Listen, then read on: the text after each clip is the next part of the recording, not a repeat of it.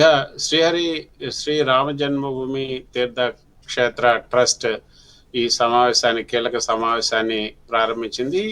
మొదట ఏదైతే ఈ సమావేశం వేదికను కూడా మార్చడం జరిగింది. భద్రతా కారణాల దృష్ట్యా సమావేశ వేదికని మొదట మణిరామ్ దాస్ చావానీ నుంచి జరపాలనుకున్నారు ఈ సమావేశం. అయితే భద్రతా కారణాల దృష్ట్యా అక్కడ నుంచి ఆలయం లోపల ఉన్నటువంటి గెస్ట్ హౌస్ లోనే, రామ్ జన్మభూమి కాంప్లెక్స్ లోపల ఉన్నటువంటి గెస్ట్ హౌస్ లోనే ఈ సమావేశాన్ని ఏర్పాటు చేశారు. ఈ సమావేశానికి ఏదైతే నృత్య గోపాల్ దాస్ ట్రస్ట్ అధ్యక్షుడైనటువంటి నృత్య గోపాల్ దాస్ తన చావిని నివాసం నుంచి వీడియో కాన్ఫరెన్స్ ద్వారా ఈ సమావేశానికి అధ్యక్షత వహించారు. అదేవిధంగా ఎక్స్ అఫీషియో మెంబర్స్ అయినటువంటి కేంద్ర ప్రభుత్వ కార్యదర్శి ప్రశాంత్ లోకండే, అదేవిధంగా ఉత్తరప్రదేశ్ అదనపు ముఖ్య కార్యదర్శి, హోంశాఖ ముఖ్య కార్యదర్శి సంజయ్ ప్రసాద్లు కూడా వర్చువల్ గా జాయిన్ అయ్యారు. అయితే రామాలయ నిర్వహణ కమిటీ చైర్మన్ ఏదైతే ఇంతకుముందు పిఎంఓ ఇన్ఛార్జిగా ఉన్నటువంటి నృపేంద్ర మిశ్రా ఇప్పుడు ఈ ఆలయానికి కూడా కమిటీకి కూడా చైర్మన్ గా ఉన్నారు. ఆయన ఈ సమావేశంలో హాజరు కాలేదని తెలుస్తుంది. సో మొత్తానికైతే మనకి ఇప్పుడు అందుతున్నటువంటి సమాచారం ప్రకారం ఈ యొక్క సంపత్ రాయ్, అనిల్ మిశ్రా ఎవరైతే ఈ యొక్క రాజీనామాలు సమర్పించారో ఆ రాజీనామాలు సమర్పించినటువంటి ఇద్దరి రాజీనామాలను కూడా యాక్సెప్ట్ చేసినట్టుగా మనకు అందుతున్నటువంటి సమాచారం, లోపల నుంచి మనకు అందుతున్నటువంటి సమాచారం. సో వాళ్ళవి అయితే యాక్సెప్ట్ చేశారు. కాబట్టి ఇక వాళ్ళ స్థానంలో ఎవరిని నియమించాలి అన్నదానిపైన ఇప్పుడైతే చర్చ జరుగుతుంది. ఈ సంపత్ రాయ్, అనిల్ మిశ్రా రాజీనామాలు ఆమోదించిన తర్వాత ట్రస్ట్ జనరల్ సెక్రటరీగా బజరంగ్ లాల్ కి బాధ్యతలు అప్పగించాలని కూడా భావిస్తున్నట్టుగా తెలుస్తుంది. అదేవిధంగా ట్రస్ట్ లో రాష్ట్ర ప్రభుత్వ ప్రతినిధిగా ఉన్నటువంటి డిస్ట్రిక్ట్ మ్యాజిస్ట్రేట్ కి మరికొన్ని అదనపు అధికారాలు కూడా ఇవ్వాలని ట్రస్ట్ భావిస్తుంది. సో ఈ సమావేశంలో ఈ రెండు చాలా కీలకమైనటువంటి నిర్ణయాలని తీసుకున్నట్లుగా కూడా మనకు అందుతున్నటువంటి సమాచారం. అయితే ఇందాక మీరు చెప్పినట్లుగా అందరూ కూడా దేశవ్యాప్తంగా అందరూ కూడా ఎదురు చూస్తున్నారు అసలు ఏం జరుగుతుంది, ఈ రోజు జరుగుతున్నటువంటి ట్రస్ట్ సమావేశంలో ఏ నిర్ణయాలు తీసుకోబోతున్నారు, భక్తుల విశ్వాసాన్ని మళ్ళీ ఏ విధంగా పునరుద్ధరించబోతున్నారు అన్న అంశాన్ని కూడా ఇప్పుడు చర్చ చేస్తుంది. ఇప్పుడు దేశవ్యాప్తంగా ఇదే చర్చ జరుగుతుంది. శ్రీహరి అంటే కృష్ణ ఒక విషయం చెప్పండి. అసలు ఇప్పుడు వరకు ఈ విరాళాల తస్కరణకు సంబంధించిన విషయం పైన నిర్ధారణ అవ్వడం ఎంతవరకు అయిందనేది ఒక క్లారిటీ వచ్చిందా? దీంట్లో ఎవరెవరు పాత్ర అనేది ఏమన్నా తేల్చారా, ఇంకా అది కంటిన్యూ అవుతుందా? అంటే సిట్ ఏర్పాటు చేయడం జరిగింది. సిట్ ఒక మధ్యంతర నివేదికను కూడా ఇవ్వటం జరిగింది. ఆ మధ్యంతర నివేదిక ఆధారంగానే ఒక 8 మంది ఈ పాత్రదారులు ఉన్నారు అన్న అంశాన్ని సిట్ తేల్చిన తర్వాతనే ఆ 8 మందిని కూడా అరెస్ట్ చేయడం జరిగింది. వాళ్ళకు సంబంధించినటువంటి ఎఫ్ఐఆర్ కూడా దాఖలు చేయడం జరిగింది. ఏ విధంగా వాళ్ళు ఈ యొక్క విరాళాలని దోపిడీ చేశారు, దోచుకున్నారు అన్న అంశాలను కూడా వాళ్ళు ఆ యొక్క నివేదికలో ఇవ్వటం జరిగింది. ఏదైతే ఇచ్చినటువంటి చిన్న చిన్న బంగారం రూపంలో వచ్చినటువంటి ఈ విరాళాలు ఏవైతున్నాయో వాటన్నిటిని కూడా కరగతీసి అమ్ముకున్నారు. తర్వాత కొంతమంది విలాసాలకి, అంటే గతంలో అసలు ఏమీ లేని వాళ్ళు కూడా ఇప్పుడు ఎస్యూవి కార్లలో తిరగటం, తర్వాత అక్కడ ప్యాలెస్ లాంటి బంగ్లాలు కూడా కట్టుకోవటం, తర్వాత ఒక హై అండ్ కార్లు కూడా వాళ్ళు తీసుకున్నట్లుగా కూడా తెలుస్తుంది 8 మంది కూడా. సో అందుకే అక్కడ అవినీతి జరిగింది అన్న విషయాన్ని అయితే ఎస్టాబ్లిష్ చేశారు.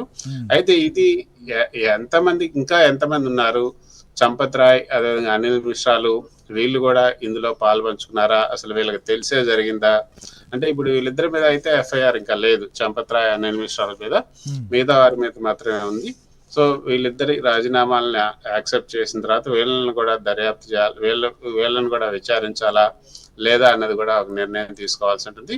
అయితే ట్రస్ట్ కానీ ఏదైనా ఒకటి, ఇక్కడ ఆర్ఎస్ఎస్ కానీ విహెచ్పి కానీ అందరూ చెప్తున్నటువంటి మాట ఒకటే, అక్కడైతే అవినీతి కనుక జరిగితే, విరాళాలు కనుక దోపిడీ జరిగితే ఖచ్చితంగా దోషుల్ని శిక్షించాల్సిందే. ఇందులో రెండో మాటకి ప్రమేయమే లేదు. రామ మందిర్ ట్రస్ట్ నిర్ణయానికి మేము కట్టుబడి ఉంటామని కూడా కొద్దిసేపు క్రితమే విశ్వ హిందూ పరిషత్ కూడా కీలక ప్రకటన చేసింది.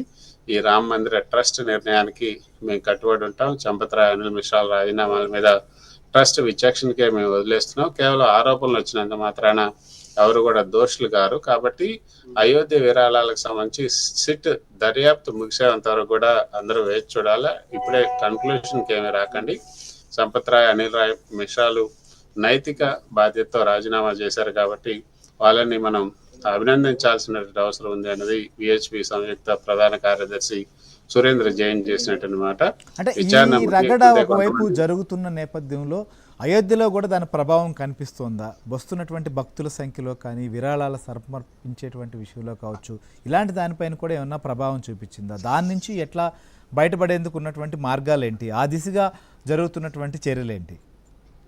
ఖచ్చితంగా దీని ప్రభావం అయితే ఈ రోజు మనం చూసాం. అంటే మరి ఎందుకు అట్లా జరిగింది? భక్తుల రద్దీ అయితే ఈ రోజు చాలా తగ్గింది అనేది మనకు అక్కడ నుంచి వస్తున్నటువంటి వార్తలు. ఎందుకంటే అక్కడ ఈ ట్రస్ట్ సమావేశం ఈ రోజు ఉన్న నేపథ్యంలో బాగా భారీ బందోబస్తు అయితే ఏర్పాటు చేశారు.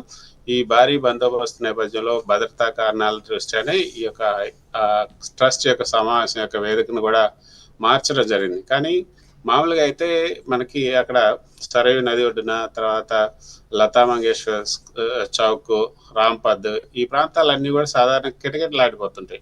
కాకపోతే ఈ రోజు కొంత ఉక్కపోత వాతావరణం కూడా ఉంది. దానివల్ల కూడా కొంత వెలవెలబోతున్నాయి.